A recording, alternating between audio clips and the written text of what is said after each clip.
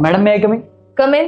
अमन रुस्तम, मैं तुमसे आखिरी बार पूछ रही हूँ, तुम्हें मुझसे शादी करनी है या नहीं? अमन मैं शादी के लिए नहीं मना कर रहा हूँ। तुम्हें भी पता है मैं तुमसे कितना प्यार करता हूँ, लेकिन अभी शादी कैसे कर सकता हूँ?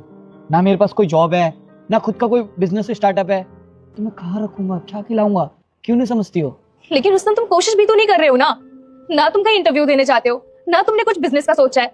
यार कब तक मैं अपनी फैमिली को रोक कर रखूंगी? कि मेरी शादी की उम्र हो चुकी है। देखा, मार दिया ना ताना।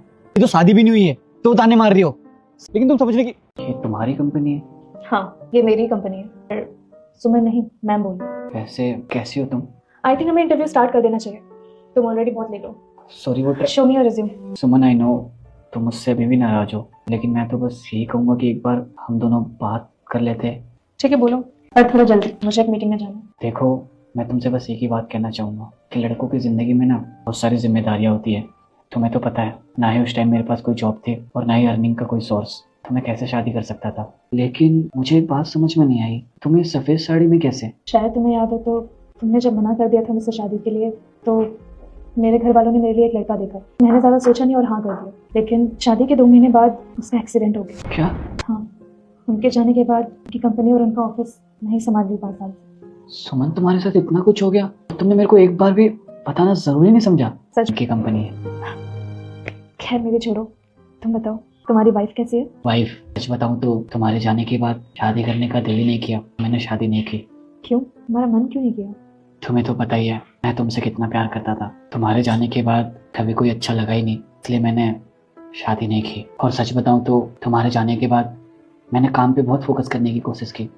लेकिन कहते हैं ना, जब कोई तुम्हारी लाइफ से चला जाता है तब उसकी अहमियत का एहसास होता है। सच बताऊं तो मैं अभी भी तुमसे बहुत प्यार करता हूँ। तुम मेरे लिए अभी भी वही हो। क्या तुम मुझसे शादी करोगी? ये क्या बोल रहे हो रुस्तम?